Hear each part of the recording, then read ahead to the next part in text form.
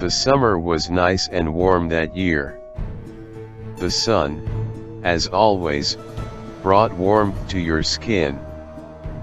The light breezes that swept through the neighborhood made the days not too hot or cold. It was simply perfect weather. But one summer Sally will never forget. Sally was a young girl, 8 years old, long curly brown hair, and bright green eyes. She was always polite, she never lied, and did as she was told. Her mother and father simply adored her, they couldn't ask for a better daughter. Sally giggled as she played with her friends outside of their home. Various games like hopscotch and jump rope. Even dolls and tag. Sally's mother smiled warmly at the innocent sight and wiped her hands on her apron, calling out, "Sally, come inside now, it's time for lunch." Sally looked up from her doll and smiled. "Okay, Mommy." Sitting down at the dinner table, Sally lightly bounced in her seat, excited for who knows what.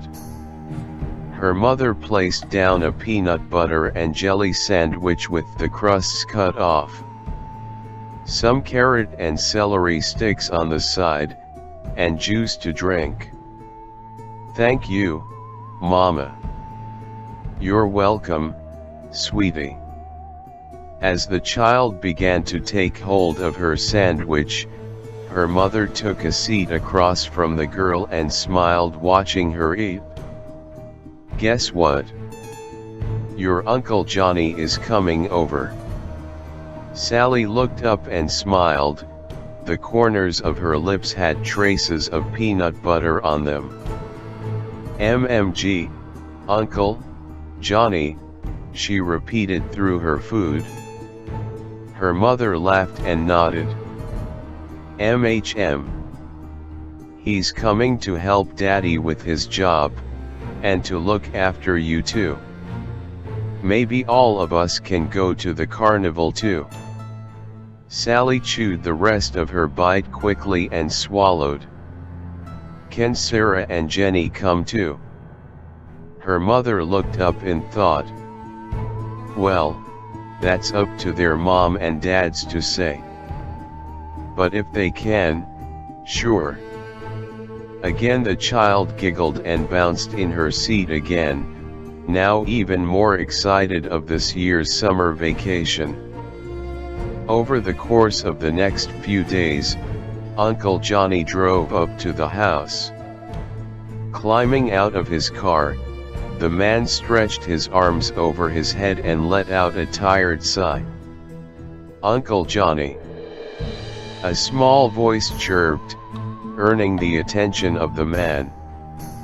Sally dropped the jump rope she was playing with and ran over to the family member, hugging him. "Hey, Sal. How've you been?" he asked, lifting the girl up with ease, giving her a proper hug. The girl giggled and looked back to her friends, who were now waving in their direction. "I've been playing with Sarah and Jenny. Let's go inside and tell Mama you're here." "Sounds like a great idea."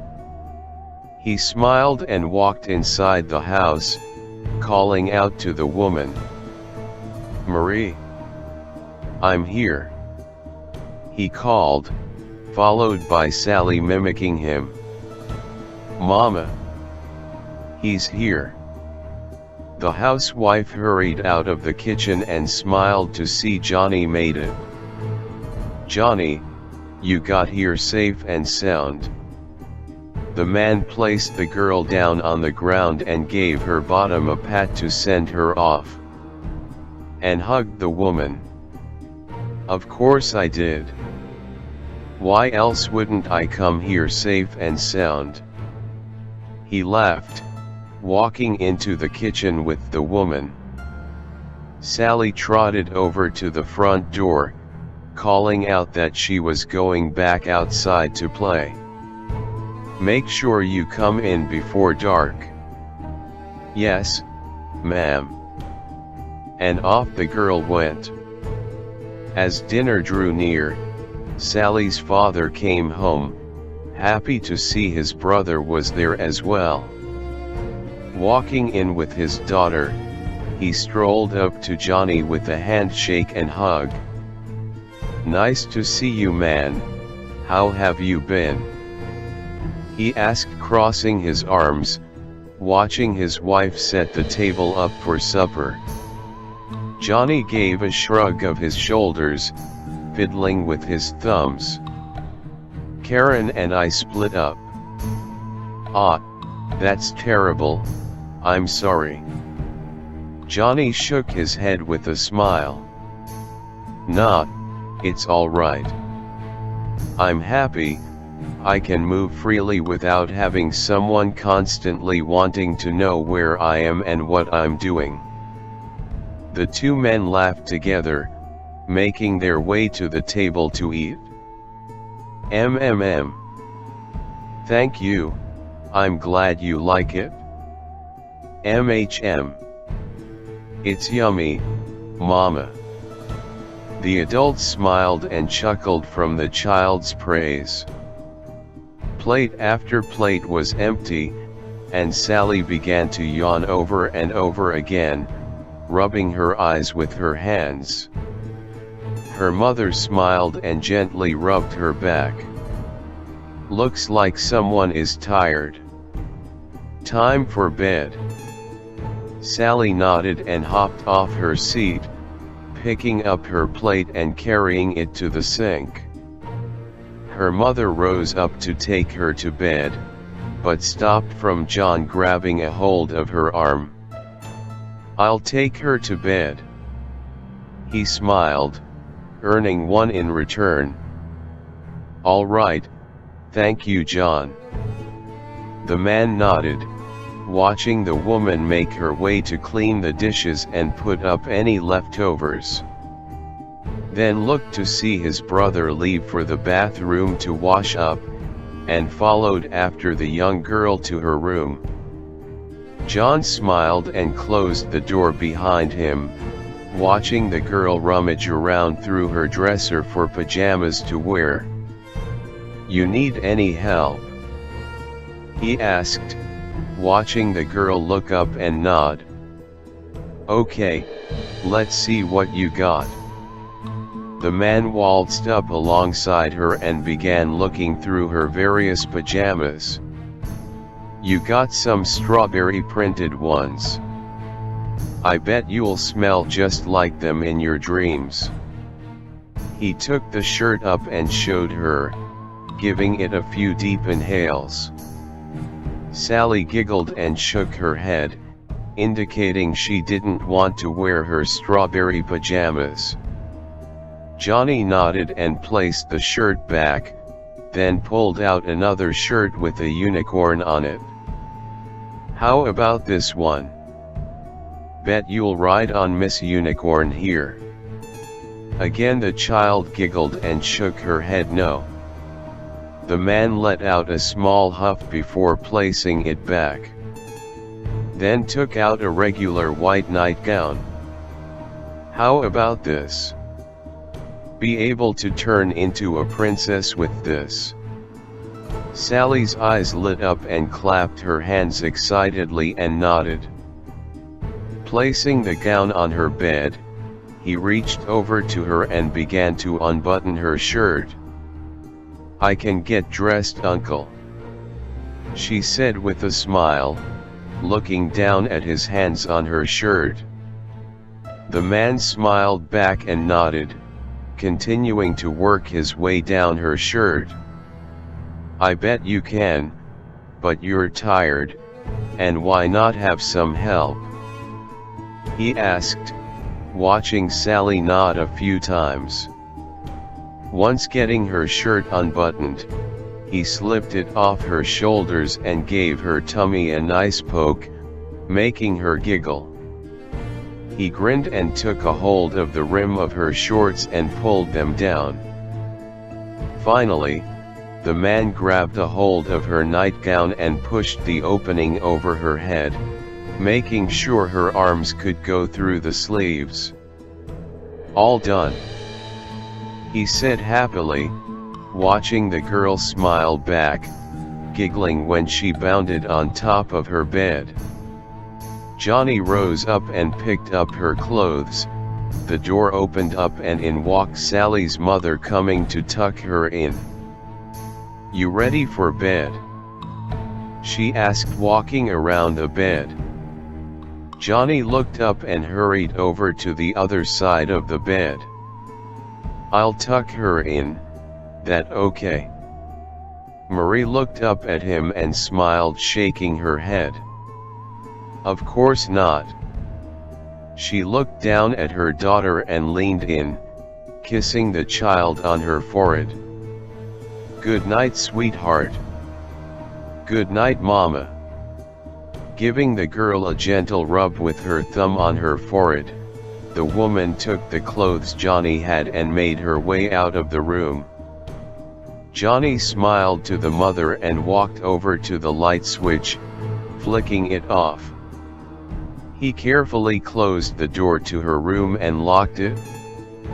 Slowly, he looked over his shoulder towards Sally. Johnny wore a chilling, crooked smile. After the next few days, Marie noticed that Sally wasn't acting herself. She wasn't smiling as brightly as she did. She wasn't chipper and didn't speak with the same amount of happiness. Marie took a hold of the child's hand before she left to play with her friends, and took her aside. Sally looked up at her mother with a confused look. "Honey, are you feeling okay?" she asked, kneeling down to be at the child's height. Sally stared at her idly, and slowly began to weep.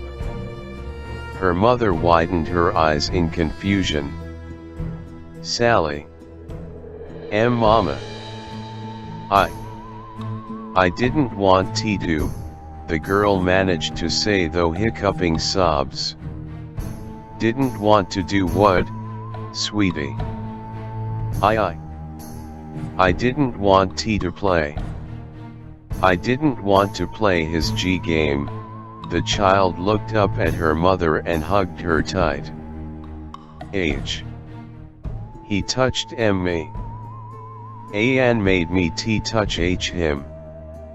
Marie frowned and gently began stroking the child's hair, comforting her, lightly shushing her to calm her down. "Shh, it's okay. Mama's here now. It was a nightmare, that's all." The girl had a scary nightmare. "Everything is fine now, okay? Don't worry about it anymore." She watched Sally look up at her breathing chopped up from her crying, and smiled. "Oh, okay, Mama." Her mother smiled and kissed her forehead. "Now go wash up, don't want to play with your friends with a dirty face." Sally let out a small giggle and ran off to the bathroom to wash her face. Later that day, Johnny and his brother came back home from work. Frank sighed, smiling when he saw Sally wave to him. The father waved back and closed the car door, making his way up to the house. Johnny looked up at Sally as well and smiled, waving to her. The child's smile slowly wilted, showing less happiness in it, but waved back as well. Johnny also walked inside the house, pausing when he heard the conversation between his brother and his wife. "Sally, what?" Frank asked. "She had a nightmare. A very bad one. She said he touched her. Well, who the hell is he? I don't know, Frank. But it was only a nightmare. I just wanted to inform you of what's been going on with her and why she was acting differently. Johnny furrowed his brows in anger, his knuckles turning white. Then, calmed down quickly, thinking fast. He put on a smile and walked into the room, making it look like he just walked into their conversation and rose his brows. Whoops, did I interrupt something? He asked, watching the couple shake their heads. Johnny smiled again and thumbed back in the direction of the car. I'm going to head to the store. You need anything, Marie? The woman smiled and looked towards the kitchen. Yes, actually. Can you get me some eggs, milk, bread, and juice? Johnny nodded, about to leave until he paused. Sally wanted to come along too, just wanted to inform you. Marie smiled. Thank you, John. He nodded again and made his way out of the house, keys in hand. Looking out to Sally with her friends, he cupped his hand over his mouth. Sally. The child looked up at him and stared. Come on, let's go to the store. John made his way over to the car, gesturing for the girl to follow him. Sally sat there for a moment, then placed her dolls on the grass. I'll be back. Please watch over Marzipan and Lily for me. Jenny and Sarah smiled and nodded, continuing to play their game of dolls without her. Sally reluctantly made her way around the car, climbing into the passenger's seat, and buckled herself in. Did Mama want you to go to the store? She asked. Johnny nodded and put the keys in the ignition, turning it on and backed out of the driveway. Yep, she wants me to get some food for her. Maybe I can get you something too. He grinned, looking down at the child.